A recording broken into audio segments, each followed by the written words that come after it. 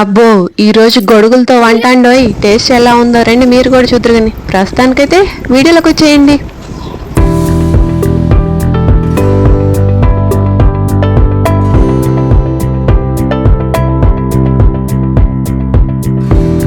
Hello hi అండి, నమస్తే.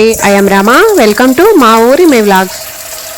గొడుగులండి, గొడుగులు అదేలేండి, మనం వర్షానికి వేసుకునే గొడుగులు కాదులేండి, వర్షాకాలంలో వచ్చే పుట్ట గొడుగులు. ఎంతమందికి ఇష్టం ఉన్న వాళ్ళంతా లైక్లు వేసుకున్నాం ఈ రోజు వీడియోకి. అలా ఈ రోజు మన వంట ఇదేనండోయ్. మరి మీరేం వంట చేసుకున్నారు, ఏం చేశారో కామెంట్ చేయండి.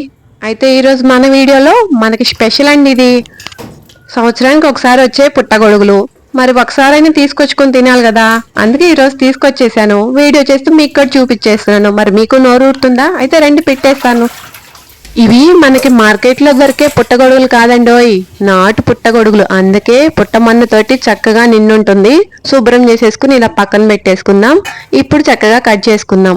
ఈ పుట్టగొడుగులను పేర్చుకోవడం అయితే పనేనండి, కానీ వాళ్ళు ఇలా 4 పేర్చేసి కట్ట జుట్టేసి ఒక రబ్బర్ బ్యాండ్ పెట్టేసి మీకు పుట్టగొడుగులు కొంటే రబ్బర్ బ్యాండ్ ఫ్రీ అన్నట్లు చెప్తారండి. రేటు కూడా అలానే పలుకుతుంది. ఇప్పుడు ముద్దుగా చిన్న చిన్న గొడుగులు పెట్టుకొని వెనక తోకలు పెట్టుకొని ఇలా భలే ఉంటాయండి ఇవి.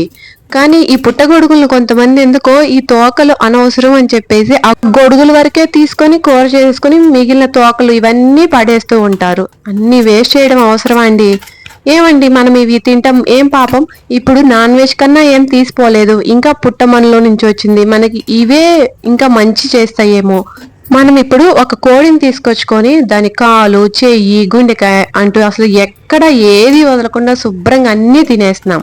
ఇంకా మళ్ళీ వాటికి పేర్లు కూడా పెట్టుకుంటూ ఉంటాం. అదే మటన్ తీసుకొచ్చుకున్నా అంతే, దాన్ని కూడా బోటి ఫ్రై అని ఆ పేగుల్లో కూడా శుభ్రంగా నీళ్లు వేసేసి శుభ్రంగా క్లీన్ చేసేసామని బోటి ఫ్రై చేసుకుంటాం. వాటికన్నా ఇంకెక్కడ తీసిపోయినాయండి ఇవి. చక్కగా శుభ్రం చేసుకుంటున్నాము, ఇంకేముంటుంది.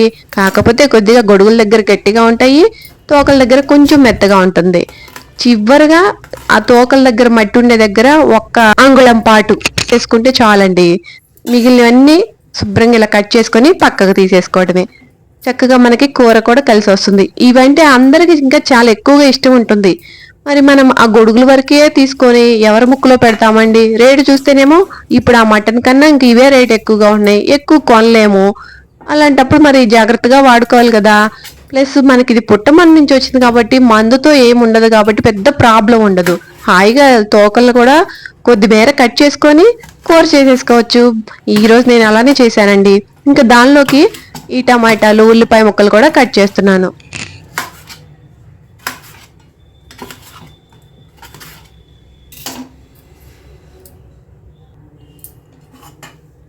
ఈ కూరలోకి కొద్దిగా మసాలా పేస్ట్ అయితే తయారు చేసుకోవాలి. దానికోసం ఇలా ఒక మిక్సీ జార్ని తీసుకొని దానిలో ఇప్పుడు మనం కట్ చేసుకున్న ఉల్లిపాయ ముక్కలు, టమాటా ముక్కలు వేసేసుకొని ఇంకా కొన్ని మసాలాలు వేసుకోవాలి.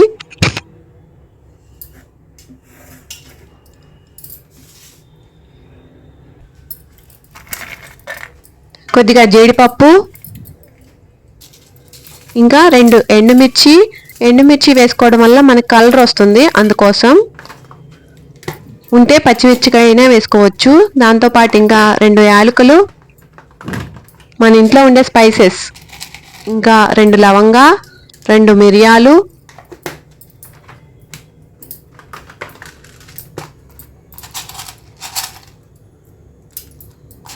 ఇది నా మసాలా డబ్బా అండి. ఇంకా కొద్దిగా చెక్క కూడా వేసేసుకొని ఇలా మెత్తగా పేస్ట్ లాగా పట్టుకోవాలి. ఇప్పుడు ఇది పక్కన పెట్టేసుకొని ఇక రండి గొడుగుల్ని పొయ్యి ఎక్కిద్దాం. దానికోసం పొయ్యి వెలిగించేసుకొని గిన్నె పెట్టేసుకొని ఇప్పుడు కొద్దిగా ఆయిల్ వేసుకొని వేడి చేసుకోవాలి.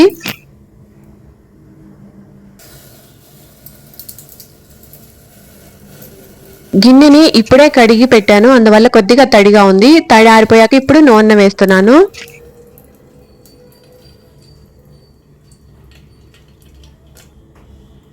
నూనె వేడెక్కాక మనం ముందుగా తరిగి పెట్టుకున్న ఈ పొట్టగొడుగులు దీనిలో వేసేసుకొని వేయించేసుకోవాలి. దీనిలో ఇప్పుడు మనం కడిగి ఇప్పుడే తీసుకున్నాం కాబట్టి కొద్దిగా నీరు వస్తుంది. ఆ నీరంతా ఇనికిపోయే వరకు ఉంచుకొని నూనెలో కొద్దిగా ఫ్రై చేసుకోవాలి వీటిని. అయితే గరిట పెట్టి తిప్పకుండా ఇలా గిన్నెని పట్టుకొని ఎగరేసుకుంటూ ఉంటే మనకి పుట్టగొడుగులు ఎక్కడా కూడా చితకకుండా మంచిగా వస్తాయి.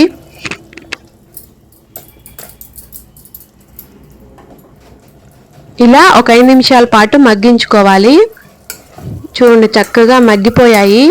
ఎక్కువసేపు మగ్గిస్తే మళ్ళీ వెంటనే మెత్తబడిపోతాయి.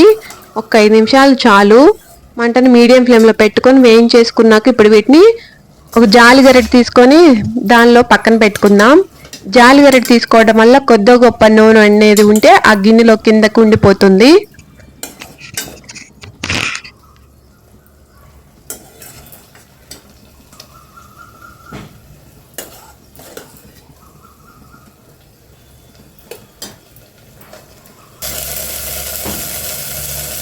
కొద్దిగా ఆయిల్ అయితే ఉంది దీనిలో. దాంతో పాటుగా ఇలా కొద్దిగా వెన్నను వేసుకోవాలి. వెన్న వేసుకోవడం వల్ల మనకి మసాలా అనేది ఇంకా రుచి వస్తుంది. అందుకోసం లేదా నెయ్యి అయినా వేసుకోవచ్చు. ఈ స్టీల్ గిన్నెలో ఏది వేసినా సరే వెంటనే వేసేసుకుంటూ ఉండాలి, లేకపోతే తొందరగా అడుగంటిపోతుంది.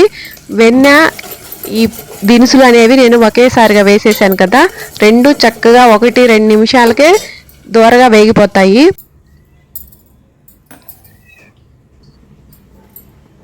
చూడండి చక్కగా వేగిపోయాయి.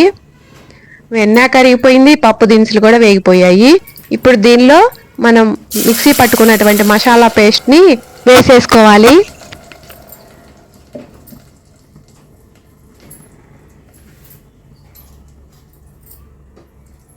ఇప్పుడు అల్లం వెల్లుల్లి పేస్ట్ కూడా కొద్దిగా వేసేసుకొని చక్కగా ఇదంతా పచ్చి వాసన పోయే వరకు ఒక 5 నిమిషాల పాటు దీన్ని నీళ్లు వేయకుండా ఉడికించుకోవాలి.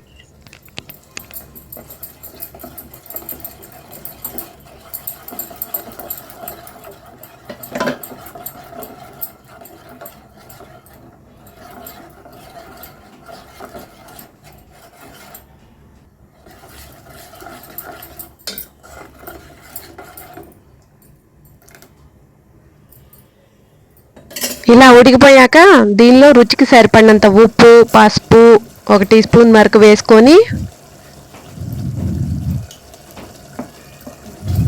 మొత్తం ఇలా కలియబెట్టేసుకొని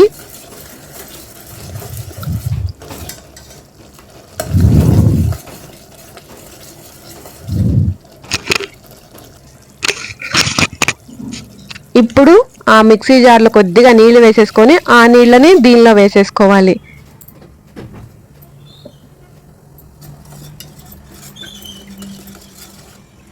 ఇప్పుడు ఈ నీళ్ళని బాగా మరిగించుకోవాలి.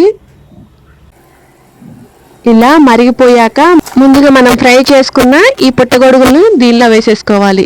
వీటిని ఇలా గరిటెతోటి అటు ఇటు కదిపితే చక్కగా ఇలా విడబడిపోతాయి.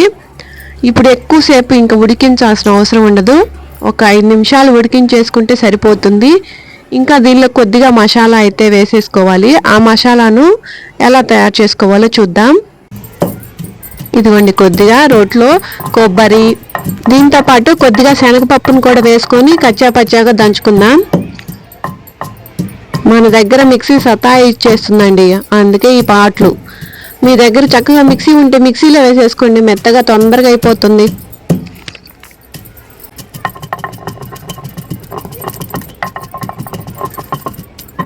ఒక దానిలోకి ఎత్తి పెట్టుకొని ఇంక రండి కూర దగ్గరికి వెళ్ళి కూరలో వేసేసుకుందాం.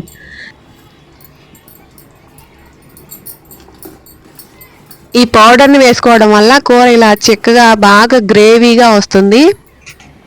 ఇంక చివరిగా కొద్దిగా కారపొడి వేసుకొని ఒక 5 నిమిషాల పాటు సిమ్లో పెట్టేసుకుంటే మనకు ఆయిల్ అంతా పైకి తేలిపోతుంది. ముందుగా మనం వేసినటువంటి పేస్ట్లో మసాలాలు, ఇంకా ఎండుమిర్చి, మిరియాలు ఇవన్నీ ఉన్నాయి కదా, వాటి ఘాటు కూడా ఎక్కువగా ఉంటుంది. అందువల్ల కారం చూసుకొని కొద్దిగా వేసుకోవడం మంచిది. ఇప్పుడు చివరిగా కొద్దిగా కరివేపాకు వేసుకుంటే మనకి ఇంకా కూర రెడీ అయిపోతుంది. ఇంకా దీనిలోకి కాంబినేషన్ స్పెషల్ రైస్. ఆ రైస్ని సింపుల్గా ఎలా చేసుకోవాలో కూడా దీనిలోనే చూసేద్దాం. చూడండి కూర ఎలా రెడీ అయిపోయిందో. రైస్ కోసం బియ్యాన్ని కడిగి ముందే పక్కన నానబెట్టేశాను. ఇప్పుడు గిన్నెను పెట్టుకొని దీనిలో కొద్దిగా తాలింపు అయితే పెట్టుకుందాం. దానికోసం ముందుగా 2 స్పూన్ల వరకు వెన్నను వేసేసుకోండి. ఈ వెన్నను బాగా కరిగించిన దాకా ఉండకుండా ఈ స్టీల్ వాటిలో అడుగంటిపోతుంది కాబట్టి కొద్దిసేపు అలా వేడి చేస్తే చాలు. ఇప్పుడు దీనిలోకి మనం బిర్యానీలో వేసుకునే మసాలాలు ఉంటాయి కదండి, బిర్యానీ ఆకుతో సహా అవన్నీ దీనిలో వేసేసుకొని దోరగా వేయించుకుందాం. కొద్దిగా కరివేపాకు కూడా వేసాను.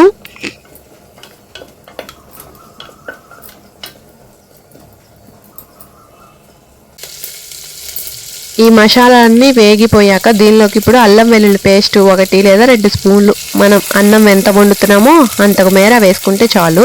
ఇప్పుడు దీన్ని కూడా పచ్చివాసన పోయే వరకు వేయించుకోవాలి. ఇప్పుడు రుచికి సరిపడినంత ఉప్పు వేసేసుకుందాం. ఇప్పుడు సరిపడా ఎసరు వేసుకోవాలి. అయితే ఇక్కడ నేను నానబెట్టిన బియ్యంలో నీళ్ళే కరెక్ట్గా కొలత తీసుకొని అవే వేస్తున్నాను. వీటిని కొద్దిగా సేపు మరిగించుకుందాం. ఇప్పుడు ఎసరు మరిగాక దీనిలో నానబెట్టిన బియ్యాన్ని వేసేసుకోవాలి. మనకి అన్నం తినేటప్పుడు కొద్దిగా రుచిగా ఉండటానికి ఇలా ఒక నిమ్మ చెక్కను పిండుకుంటే అన్నం రుచి బాగుంటుంది.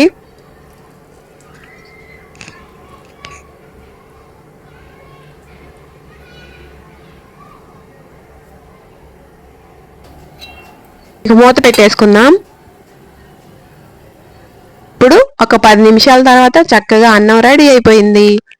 ఇక రండి తిందాం. మరి మీరు కూడా, మరి మీరైతే రాలేరు కదా, అందుకే మేమైతే తినేసినామండి. రైస్లోకి బాగుంది. నేనైతే ఇక్కడ చపాతీ చేసుకున్నాను. నాకు చపాతీలో తింటమే ఇష్టం ఈ కూరని, అందుకే చపాతీలు నా వరకు చేసేసుకొని ఇలా తినేస్తున్నాను. ఇక వీడియో కూడా అయిపోయింది. బాయ్.